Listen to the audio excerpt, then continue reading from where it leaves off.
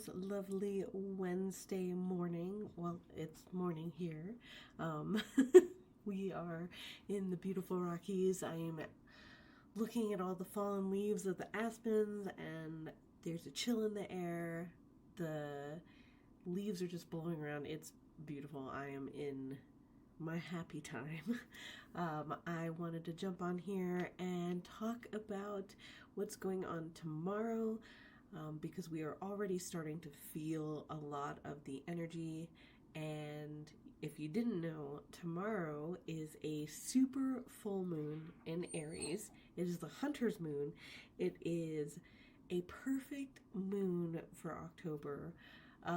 This one's full of passion, full of fire. If you know any Aries, they are going to be ignited. I love Aries. Great energy. Super potent. And this one is wonderful. There's going to be a lot of transformation coming with this full moon. There's going to be a lot of growth, and there's going to be a lot of significant transformations for 4 major signs. So let's jump in and chat about it.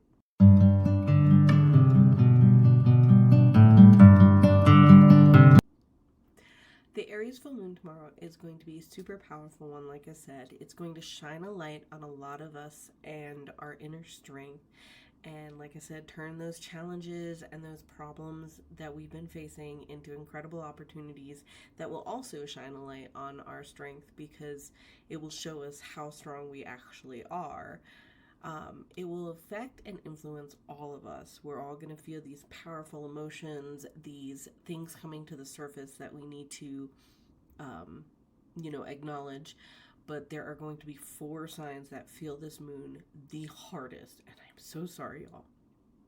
But I'm not at the same time, because you guys have been going through it, and this is a full moon that is going to show you are fully capable of making change in your life. The 4 signs are Aries, obviously, Cancer, Libra, and Capricorn. You guys are going to make significant transformations and changes in your life. You are going to feel like this full moon is shining light super strong on you to complete your healing journey. It's going to reflect for all of us, but majorly for you guys, the past few months, and acknowledge our growth to free ourselves from what doesn't serve us, especially those 4 signs. You guys have been kind of teeter-tottering on some things that you've wanted to do, not wanted to do, people to remove from your life, people to add from your life. Relationships are going to be affected by this. You are going to see a lot of things rise to the surface that you're gonna have to make that decision, baby cakes, to, hey, what is the term? Shit or get off the pot? While emotions are typically heightened when the full moon is in its fullness, I have not had enough coffee, y'all. But it's going to feel so much more so in the sign of Aries. When the moon is in Aries, we tend to experience feelings of urgency and a strong need for stimulation. We're going to feel big nostalgia and novelty, and we are going to want to take immediate action. We can also feel the need that we want to go into battle constantly, or to be aggressive. Aries, god of war, right? This can also trigger some deep-seated anger and emotions involving unresolved conflicts. So anything that you've been hiding under the surface, like I said, is going to come to the surface that you are going to need to deal with, and you're going to make the decision whether it serves you or doesn't serve you. It's going to also shine a light on the things that we can no longer hide or ignore that doesn't work for us. The Aries full moon reminds us to relate to other people authentically. We must know ourselves, be committed to our needs, and honor our true desires. This full moon will empower many of us to tap into our courage and strength to make bold decisions, set clear boundaries, and walk away from situations that don't serve our highest good. This full moon is here to shake things up, and it is a time to release what's holding us back and ignite our inner fire for bold new beginnings. Aries energy is all about action, courage, and stepping fully into our power. This is a time to release old patterns, a time to release fears, and a time to release doubts that keep us from reaching our full potential. So tap into your deepest desires, set your intentions, and make sure these align with your soul's purpose. This moon is going to call an awakening to the fearless leader within us. It's going to help us step forward in confidence, clarity, and fierce determination. Your sensitivity is your strength, and learn how to channel this Aries energy to protect your boundaries while fueling your passions. A lot of us are going to start passion projects and going for dreams that we have been keeping on the back burner for a very long time. I don't know if any of you have watched my past videos, or if you follow me on TikTok or Instagram, you'll know that my husband has decided to go for one of his longest passion projects that he's had for almost 20 years is to hike the Appalachian Trail. He is putting those plans into effect currently, and he is going to go next year. So things like this, major dreams, major passion projects are going to come to the surface. Grab them, take hold of them. This is the time to set these plans into action. You will also set these plans into action by fully stepping into your power with courage and confidence.